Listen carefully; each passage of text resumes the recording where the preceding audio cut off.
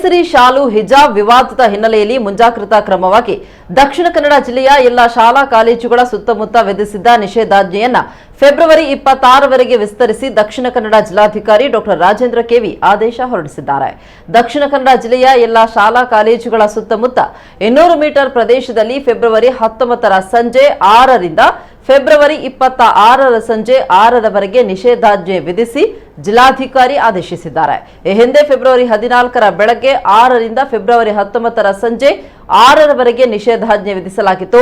ಆದರೆ ಹಿಜಾಬ್ ಕೇಸರಿ ಶಾಲು ವಿವಾದದ ಹಿನ್ನೆಲೆಯಲ್ಲಿ ಶಾಲಾ ಕಾಲೇಜುಗಳ ಸುತ್ತಮುತ್ತ 200 ಮೀಟರ್ ಪ್ರದೇಶದಲ್ಲಿ ನಿಷೇಧಾಜ್ಞೆಯನ್ನು ವಿಸ್ತರಿಸುವಂತೆ ಜಿಲ್ಲಾ ಪೊಲೀಸ್ ಅಧಿಕಾರಿಗಳು ಮನವಿ ಮಾಡಿದ ಹಿನ್ನೆಲೆಯಲ್ಲಿ ಜಿಲ್ಲಾಧಿಕಾರಿ ಈ ಆದೇಶ ಹೊರಡಿಸಿದ್ದಾರೆ.